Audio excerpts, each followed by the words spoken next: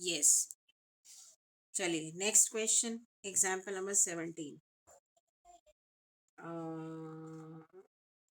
ये 17 था। अब 18th एग्जाम्पल नंबर देखो, मैं लिख देती हूँ जो जो यहाँ पे लिखा है क्वेश्चन में क्या है। A is a unit vector, A is a unit vector, ठीक है। और क्या दिया है, X vector minus A vector, X vector plus A vector, that is 8। और आपको क्या निकालना है, you have to find out the magnitude of X. ये निकालना है, ठीक है। बहुत ही आसान है, क्वेश्चंस बहुत आसान होते हैं और इनफैक्ट इंटरेस्टिंग भी लगते हैं जब समझ में आ जाएगा तो। अच्छा, अब हमें दिया है A vector is a unit vector, तो यानी कि ए वेक्टर का मैग्नीट्यूड 1 है, ठीक है।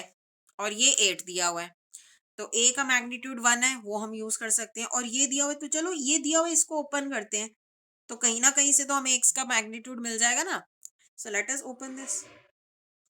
एक्स को इन दोनों से मल्टीप्लाई करेंगे पहले, तो X into X, X dot X plus X dot A minus A dot X minus A dot A, this is given to be 8।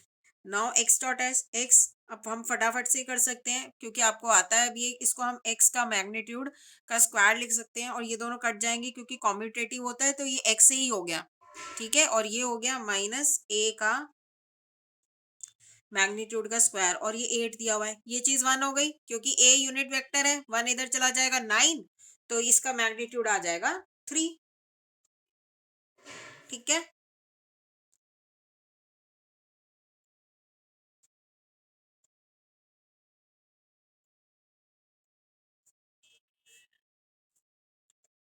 Square आ गया 9, तो एक्स का मैग्नीट्यूड आ जाएगा 3, ठीक है। चलो आगे। और जो बच्चे अभी नहीं आते हैं ना रीजॉइन में, उनका डेफिनेटली कुछ स्पेशली मिस होने वाला है।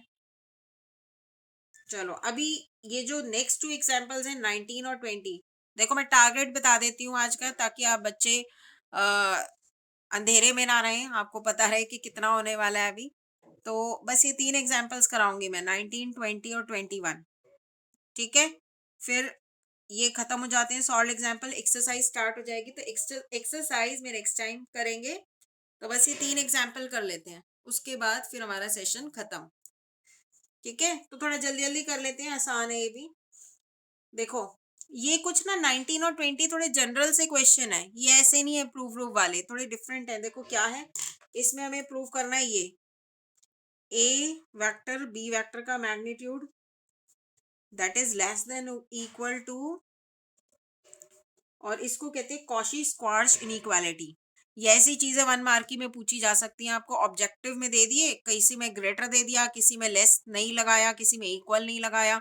तो इसीलिए आपको ये ध्यान रखना है कि डॉट प्रोडक्ट का अगर मैग्नीट्यूड लेते हो ना, that is less than equal to A का मैग्नीट्यूड इंटू बी का मैग्नीट्यूड, ठीक है। और इसको कहते हैं कॉशी, नाम नहीं याद रहे तो कोई दिक्कत नहीं, I think this name is not too important कि इस इनइक्वालिटी को क्या कहते हैं, वो इतना इम्पोर्टेंट नहीं है।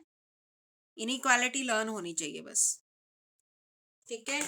चलिए अब ये कैसे होगा, देखो फॉर्मूला लिखते हैं पहले ए डॉट बी का, but it is cos theta upon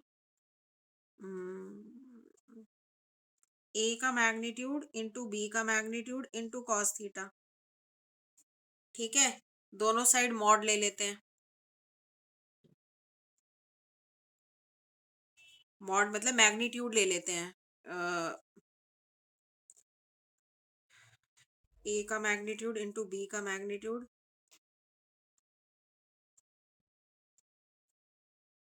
ये मॉड लिया हमने दोनों साइड, ए डॉट बी का मॉड, ए का मैग्नीट्यूड बी का मैग्नीट्यूड, ये तो पॉजिटिव ही होंगे।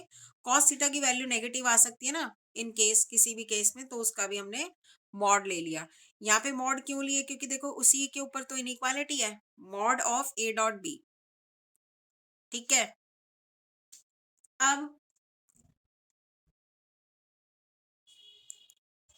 ये चीज लेस देन इक्वल टू 1 होती है ना, कॉस थीटा -1 और 1 के बीच में लाई करता है, तो mod of cos theta minus +1 से हमेशा कम होगा। ठीक है, तो बस इसको मैं लिख सकती हूँ, इस चीज की ये चीज लेस देन इक्वल टू 1 है, तो अगर मैं इसको less than equal to 1 put करूँ तो ये पूरी चीज a magnitude dot b magnitude से कम हो जाएगी ना। इसको 1 पुट कर दिया मैंने और लेस देन यहाँ आ गया, बस आ गया हमारे पास mod of a dot b is less than equal to magnitude of a into magnitude of b। बस खत्म प्रूफ इसका। ठीक है, अब देखो एक और एग्जाम्पल नंबर 20। हाँ,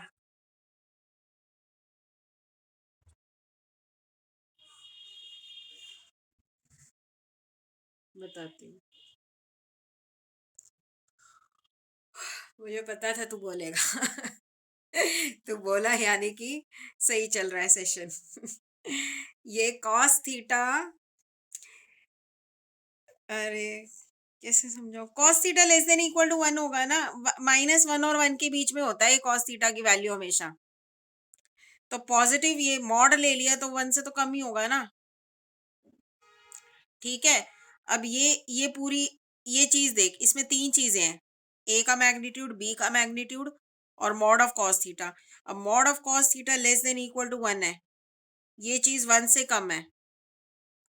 ठीक है, एग्जाम्पल ले लो, चलो 1/2 है मान लो, ये 1/2 है, तो अगर ये हाफ हो गया ना, नीचे 1/2 से मल्टीप्लाई कर ले मान ले इसको।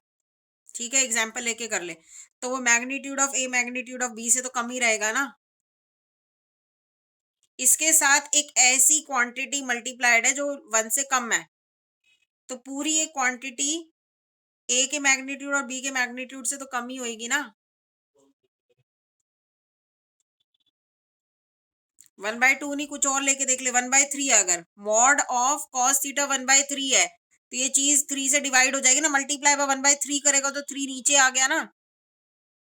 तो ए का मैग्नीट्यूड बी का मैग्नीट्यूड अपॉन 3, ये less than equal to A dot B से लेस हो जाएगा ना ये चीज, तो क्योंकि उसमें तो अपॉन 3 नहीं है।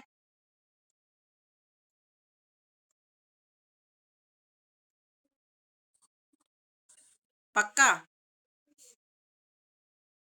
अच्छा, चलो अब ये देखो, अगर a प्लस बी का मैग्नीट्यूड हम लेते हैं तो that is less than equal to, less than equal to होता है, ये नहीं कि मैग्नीट्यूड आप तोड़ लो तो इसको लिख सकते हो a का मैग्नीट्यूड प्लस b का magnitude, less than equal to होता है वो, इक्वल टू भी हो सकता है इन सम केसेस और लेस देन भी होता है।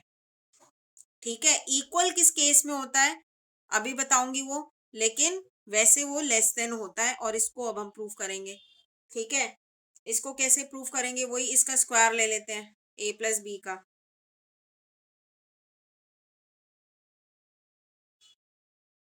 I am recording this session also, record भी कर रही हूँ मैं, तो रिकॉर्डिंग में भी देख सकते हो बाद में, जो चीज नहीं समझ में है उसको दोबारा देख लेना और फिर पूछ लेना। ये ऊपर वाले फॉर्मूले से लिख दिया मैंने, अभी बताया था ना ऊपर, मैग्नीट्यूड का स्क्वायर है तो वो वेक्टर 2 बार मल्टीप्लाई हो जाता है। सिंपल सा है, बस चलते जाओ चलते जाओ, ओपन कर दिया, a dot A plus A dot B plus B dot A plus B dot B, ये हो गया a का मैग्नीट्यूड, प्लस ये आपके कॉम्यूटेटिव होते हैं तो इसको 2 times of a dot B लिख सकते हैं, प्लस b का मैग्नीट्यूड, स्क्वायर होंगे ना इनके।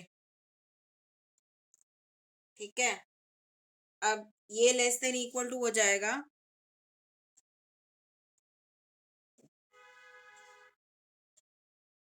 अगर मैं इधर मॉड लगा लूं, ठीक है, तो ये पूरी क्वांटिटी इससे लेस हो जाएगी। फर्स्ट और last term as it is रख रहे हैं और इसका मॉड रख रहे हैं, क्योंकि कोई भी एक चीज अपने मॉड से तो कम ही होती है ना। अभी लिख के बताती हूँ ये चीज, इसका मॉड ले लो प्लस जो लास्ट वाला टर्म एज इट इज लिखा है मैंने। ठीक है, ये मैंने क्या लिखा है, मैंने बस a डॉट बी को ना mod of A dot B से रिप्लेस कर दिया, और उसके कारण यहाँ बीच में लेस देन इक्वल टू आया है, क्योंकि कोई भी क्वांटिटी अपने मॉड से हमेशा कम होती है ना। मॉड हमेशा बड़ा होता है अपनी खुद की क्वांटिटी से, या इक्वल होता है। अगर पॉजिटिव नंबर है देखो तो इक्वल हो जाता है, लेकिन अगर नेगेटिव है एक्स, तो ऑब्वियसली वो मॉड वाला ही बड़ा होता है ना। तो इसीलिए कोई भी क्वांटिटी उसमें मॉड लगा दिया मैंने। मॉड क्यों लगाया मैंने? ताकि इनको मैं ब्रेक कर सकूं ऊपर वाले एग्जाम्पल से। ऊपर वाले एग्जाम्पल में है ना, देखो mod of A dot B को लिख सकते हैं magnitude of A into magnitude of B, split कर सकते हैं ना। तो नेक्स्ट स्टेप में मैं इसको स्प्लिट करूंगी, तो स्प्लिट हो जाएगा। फर्स्ट और लास्ट टर्म तो एज इट इज, ए का मैग्नीट्यूड का स्क्वायर प्लस 2 टाइम्स ऑफ ए का मैग्नीट्यूड प्लस बी का मैग्नीट्यूड। ऐसा क्यों किया देखो, अब दिख रहा है ये होल स्क्वायर हो गया, ए का मैग्नीट्यूड प्लस बी का मैग्नीट्यूड का होल स्क्वायर हो गया। होल स्क्वायर क्यों चाहते थे? क्योंकि होल स्क्वायर से शुरू किया था और होल स्क्वायर पे लैंड कर गए, तो होल स्क्वायर कट जाएंगे और वही रिजल्ट आ गया जो आपको प्रूफ करना था। और बीच में लेस आएगा, less than equal to less than आ गया था ना हमारा यहाँ पे बीच में, वो लेस ही चले जा रहा है। तो दिस इंप्लाइज, ये रिजल्ट आ गया हमारे पास कि A vector plus B vector का magnitude is less than equal to A का मैग्नीट्यूड प्लस बी का मैग्नीट्यूड। बस खत्म ये वाला। एक बार दोबारा बता देती हूँ, देखो ये प्रूफ करना था, होल स्क्वायर से शुरू किया, डॉट कर दिया, ये स्टेप भी समझ में आ रहा होगा। सेकेंड स्टेप, थर्ड स्टेप में ए डॉट ए को मैग्नीट्यूड ऑफ ए लिख लिया, बी डॉट बी को मैग्नीट्यूड ऑफ बी लिख लिया, और बीच वाले को 2 times of A dot B लिख लिया। ये स्टेप भी समझ में आ गया होगा। फिर ये वाला स्टेप थोड़ा सा टिपिकल है बस, लेकिन मैंने इसमें बता दिया किया क्या है, सिंपली बस मॉड लगाया, ए डॉट बी पे मॉड लगाया है। और जब भी हम मॉड लगाते हैं तो मॉड वाली क्वांटिटी हमेशा बड़ी होती है, तो इसलिए यहाँ पे लेस आ गया, लेस देन इक्वल टू। ठीक है, ऐसा हमने क्यों किया? क्योंकि हम इसको कॉची स्क्वार्ज इनइक्वालिटी जो भी ऊपर बताई है वो लगाएंगे, और मॉड ए इंटू मॉड बी में स्प्लिट कर देंगे, और ऐसा करने से हमारे पास ए वेक्टर और बी वेक्टर के मैग्नीट्यूड का होल स्क्वायर आ गया। सो दैट हम दोनों साइड होल स्क्वायर कट कर देंगे, फिर हमारे पास द रिक्वायर्ड इनइक्वालिटी जो हमें चाहिए थी वो आ गई। और इस इनइक्वालिटी का भी एक नाम, एक स्पेशल नाम है, बता देती हूँ, ट्राइंगल इनइक्वालिटी। कहीं पे अगर नाम से आ जाते, ये सब चीजें आपको 1 या 2 मार्क्स के लिए मैं आपको तैयार कर रही हूँ। ट्राइंगल इनइक्वालिटी, छोटी छोटी चीजें, क्योंकि वहां पे ऐसी चीजें पूछ सकते हैं, बच्चा वहां पे कंफ्यूज हो जाता है। यहाँ पे अगर 4 ऑप्शंस दे दिए, less than equal to, greater than equal to, या फिर इक्वल टू दे दिया, सबसे ज्यादा तो इक्वल टू से कंफ्यूज होते हैं। तो इक्वल टू नहीं होता, ये क्या होता है? Less than equal to. ठीक है, और इक्वल टू किस केस में होता है ये? अगर ए और बी वेक्टर्स कोलिनियर हो। ठीक है, तो अगर ए और बी वेक्टर्स कोलिनियर हो तो वो होते हैं, तो उस केस में लीनियर आता है। ठीक है, तो कोलिनियर वाला कंसेप्ट चाहे मैं नेक्स्ट टाइम बता दूंगी, क्योंकि अभी बच्चों ने रिज्वाइन भी नहीं किया है। तो कोलिनियर का कंसेप्ट अभी रह गया है बस, जो एक और एग्जाम्पल अभी रहता है 21st एग्जाम्पल, तो वो डोंट वरी, मैं नेक्स्ट टाइम करा दूंगी, बिकॉज आप बच्चों की अभी अकाउंट्स की भी क्लास स्टार्ट हो जाएगी। सो